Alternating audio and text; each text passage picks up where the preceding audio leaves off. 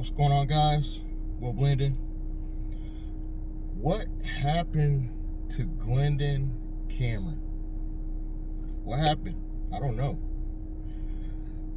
Before I get started, for those people that really despise him, this is not that type of video. This is not a video designed to hate on Glendon.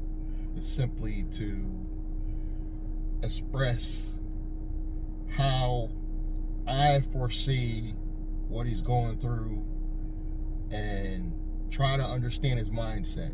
Try to, anyway. And the purpose, I think, of this video is to try to express to you that once you start learning this stuff, and Glendon was right when he said this, getting out there and trying things and doing things, you realize you've been putting people on a pedestal just because you didn't have the information. Once you start gaining the information, you start thinking, wow, it's like that real light bulb pops open and you start seeing the world in a different light. But let me go back to the beginning, because it's pretty ironic that some of the people that I watch on YouTube right now, I found through Glendon Cameron. I'm going to give you a couple examples. Anton Daniels. I found out about Anton Daniels because Glendon started talking about Anton Daniels. Erica Williams. Shout out to Erica Williams. If she, by any stroke of a chance, comes across my video, shout out to her. I didn't know who Erica Williams was until Glendon started talking about that she was in one of his moderators, and said that she had a channel. And this is back when Glendon wasn't, before the beef, before his beef with Anton Daniels subscribers and all this. This is what it's really about. He was painting Anton Daniels in a positive light in the beginning, and hinted a little bit, this is how much I pay attention to other YouTubers. He hinted a little bit about possible collaboration with Anton Daniels. And I think Anton Daniels confirmed the story that he was trying to collab with him in some way, and that's supposedly when he did the math. And I really think this all stems from the beef between him and Anton Daniels subscribers. I believe started because Glendon put out a tape or video,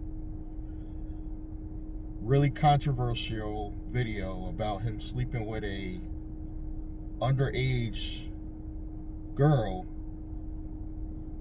But in the story at the time, he's a much older man now, he's in his 50s, but at the time he was 35. And that was really controversial for him to even put out.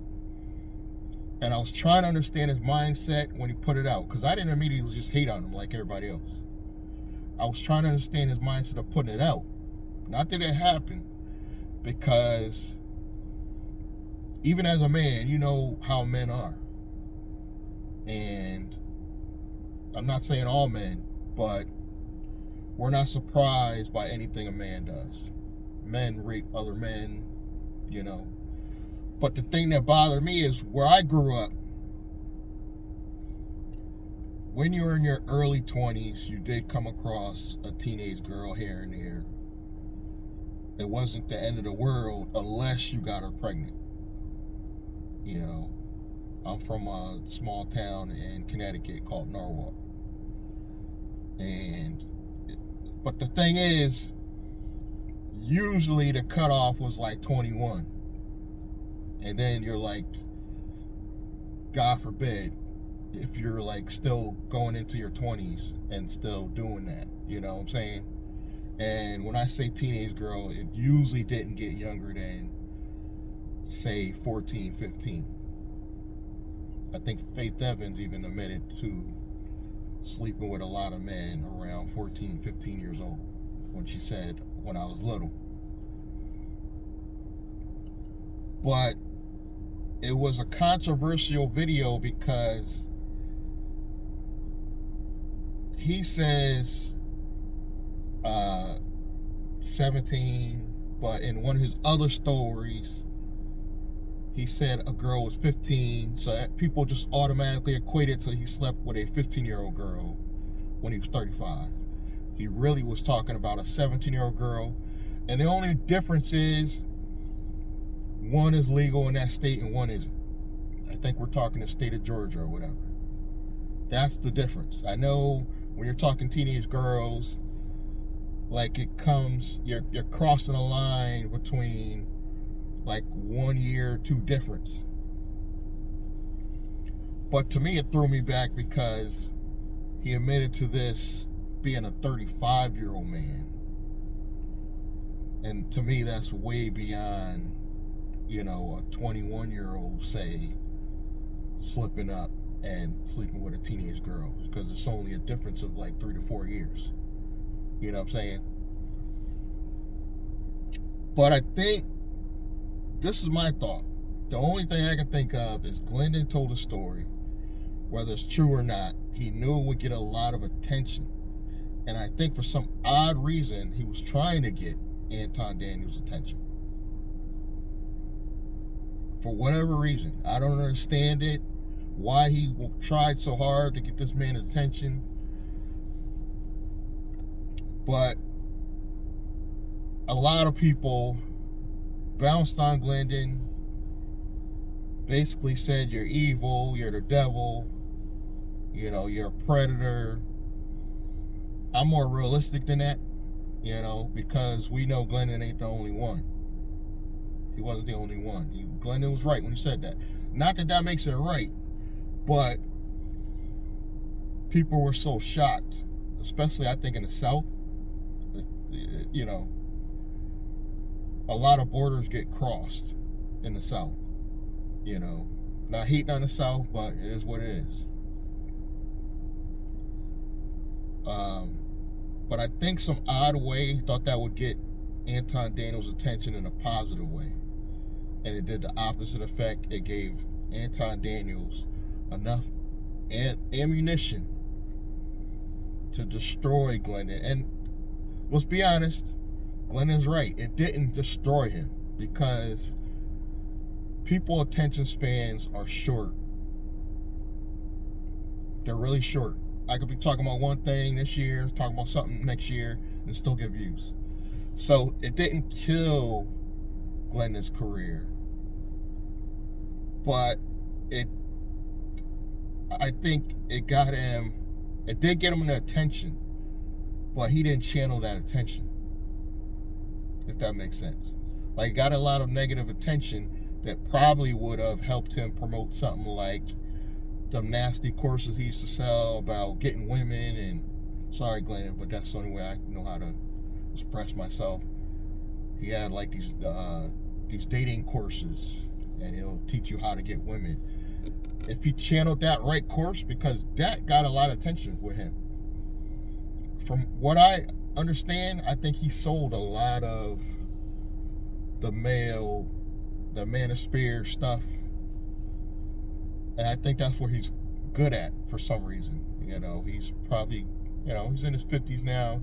He's probably educated and been around enough women where he can at least tell stories about being with different women and how to get women and stuff. I think he was good at it. But fast forward, I think that's why people like Erica Williams couldn't no longer associate themselves with somebody like Glendon.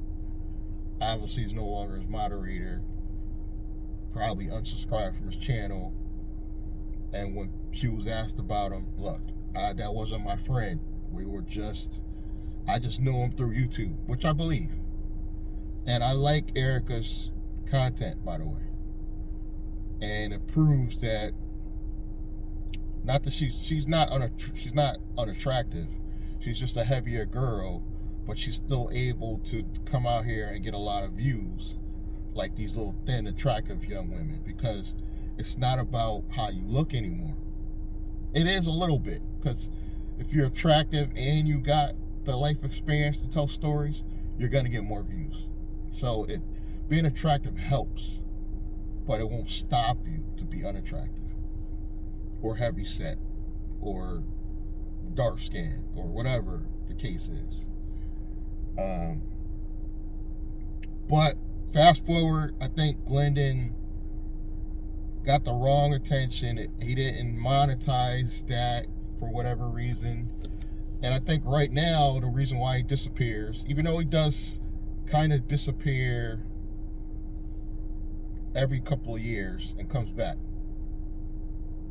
as a way of getting you guys to miss him almost.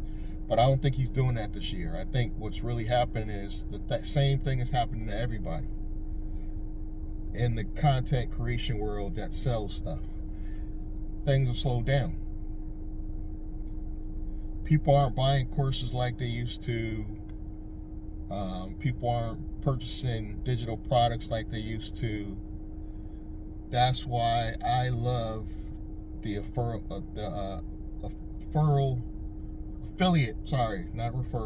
affiliate marketing arena, because all you got to do is sell somebody else's product and get paid that way.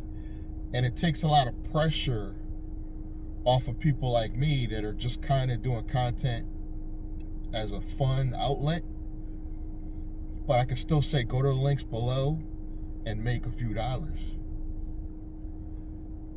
And I think Glendon's too used to that big money, that right now he's behind the scenes trying to figure out what he's got to do, because he's not getting sales. And I don't know what happened, but he came on quickly on one of his channels. He put up a video and he was saying how Anton Daniels people and Erica Williams people were kind of putting out this narrative about him. And he put up the video and he took it down. And that's the last thing I've heard from Glendon in months now. And the reason why I'm concerned is I'm going to keep it real with you guys. I like his content.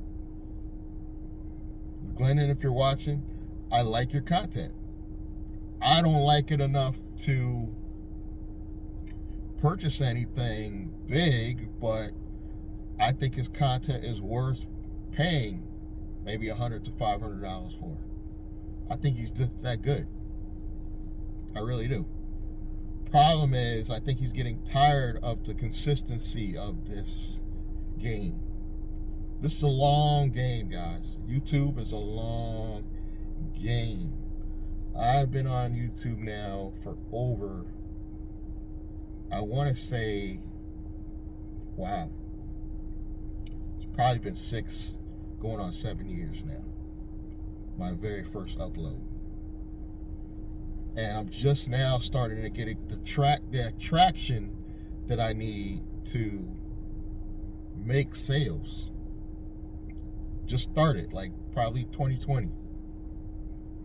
You know, it's 2024, and the sales have slowed down, but my goal is not to, I'm not playing the fast money game. I'm playing the long-term game, which Glendon was trying to teach, you know, which a lot of people, unfortunately, don't care about enough to spend money. They don't want to hear it. I don't want to hear long-term. Give me a quick thing that can get me $5,000 in 1 month. There's not a lot of things, but you got to get started. And you gotta have the drive. I have the drive, guys. If I don't make a sale at all, I'm still gonna put up content. That's the type of drive you need. I'm gonna put up content for the next 5 to 10 years. Probably on my own, even after I have built a team and I've got the AI automated videos, I probably will still put up content. That's the kind of drive you gotta have. You know? And I've come up with my own digital product. If you guys are interested, no pressure at all.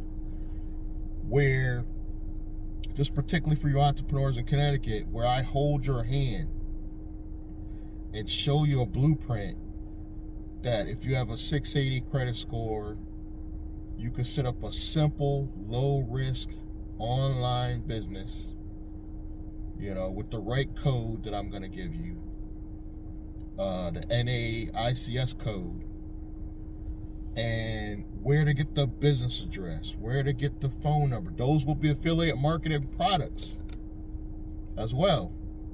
Your fintech bank will be affiliate marketing products. Your anchor bank, like Chase, Bank of America, Wells Fargo, will still be affiliate marketing products. Chase right now is offering me, I think, up to $500 if I just refer my link to my audience. Everything you do should be an affiliate marketing product while you're building content. You gotta play the long game. Now, the fast game is coming. That's with the digital product. I have something called a partnership coaching program.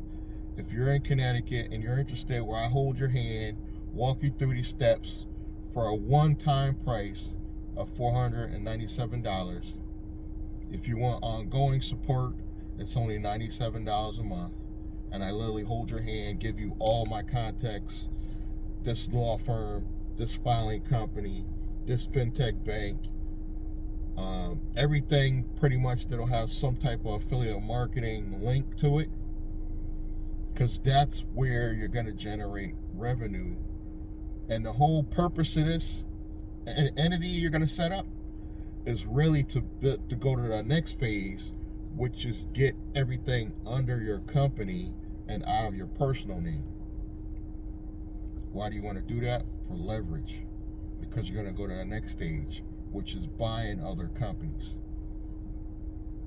And I'm on the journey. Don't get me wrong. I know I'm jumping ahead, but the journey is, as people are coming in, I'll be buying their company, meaning that I will own 10% ownership in their company. That's why I'm doing it so cheap.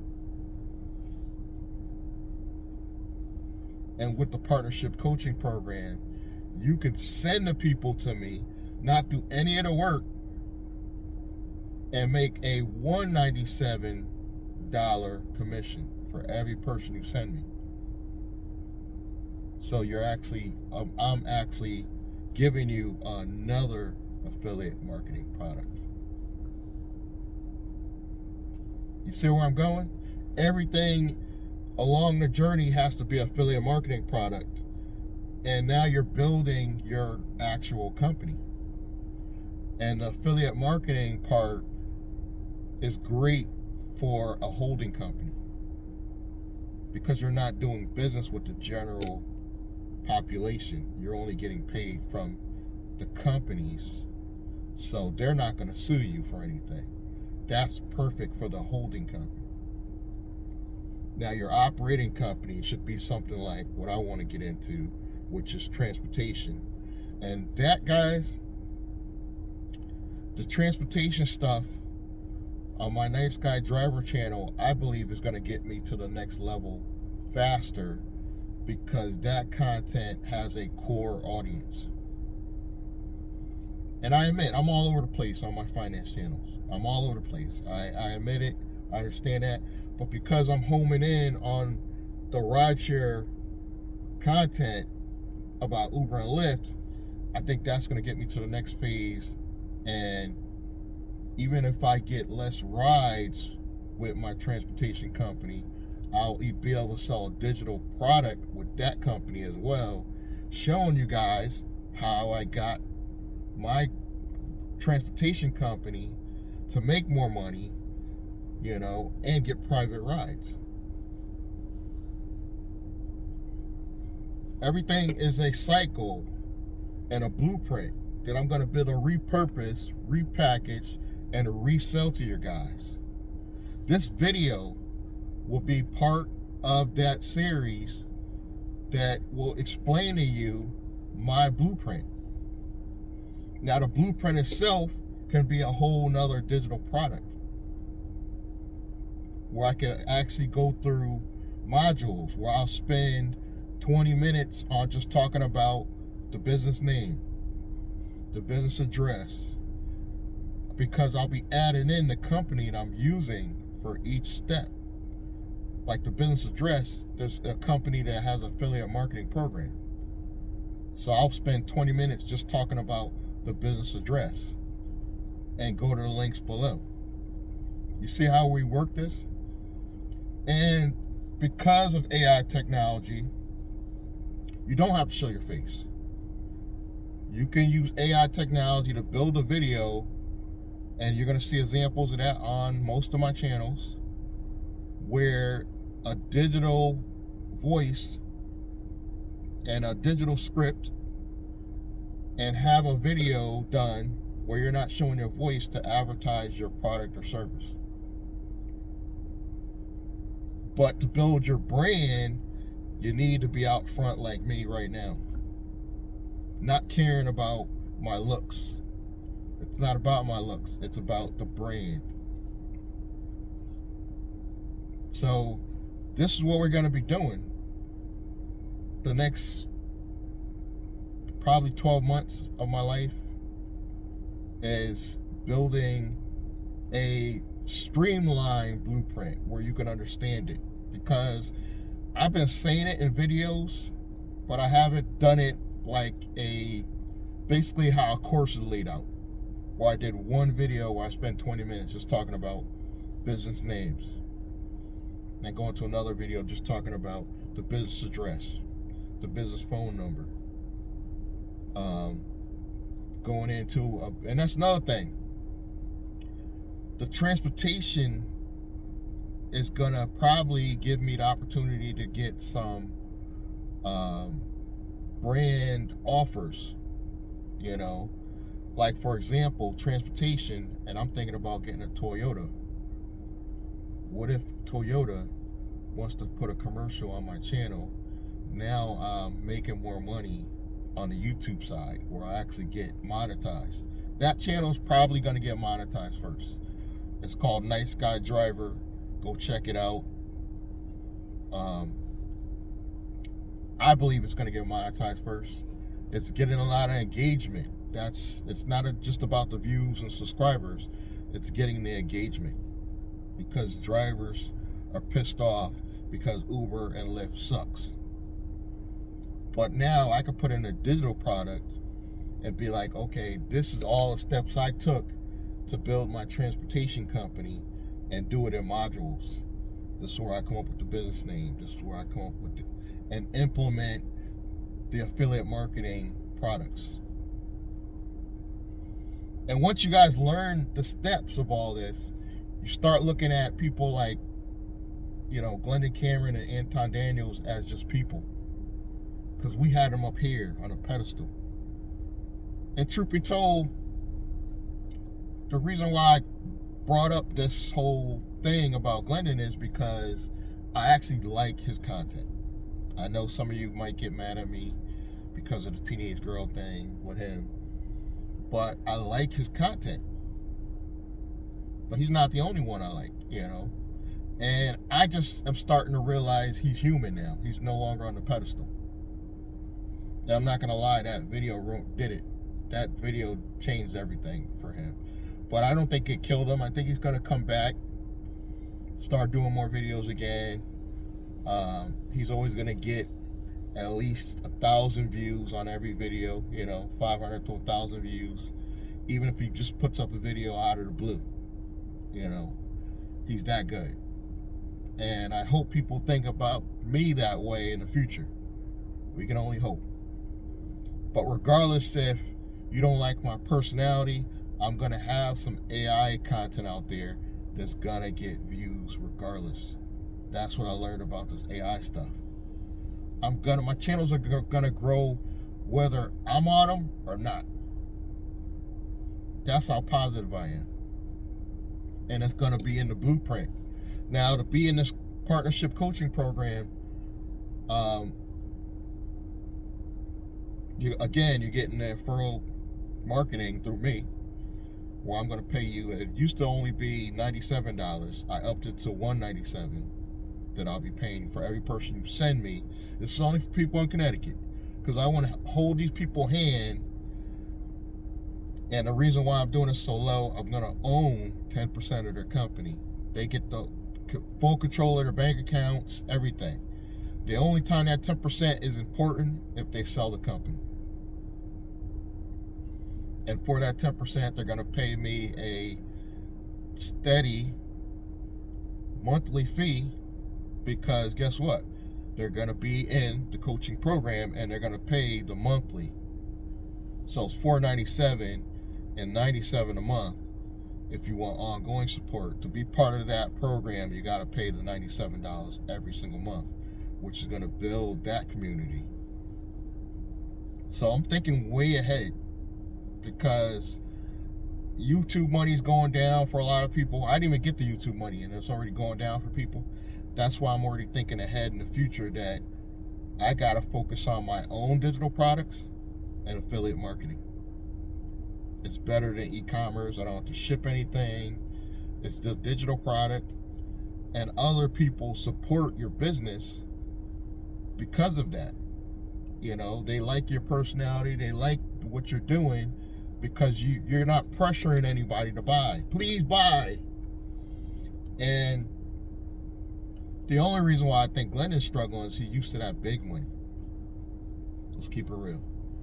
Glendon probably was getting, on the low end, 10 to 20 grand a month at some point, and it just shut off like a faucet, just, because that's why he's disappearing. He's trying to figure it out behind the scenes. I'm not saying he hasn't figured it out, because he could be doing some stuff. This service businesses in the real world make money. That's why I want to have a digital business and a physical business. I believe it's good to have both. Focus on the digital, I believe, in the background, but you could be doing the physical one now and generating money now, and it pays the bills now.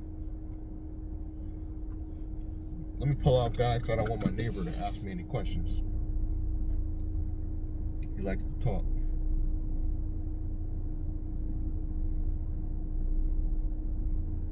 But this is what I'm going to be talking to you guys about in the partnership coaching program.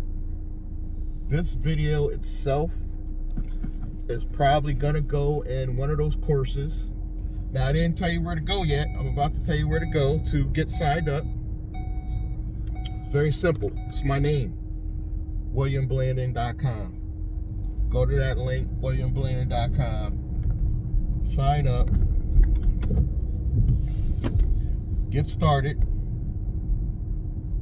You can ask questions. I will see it. And let's go make this money. I'll see you guys on the next one. Thank you.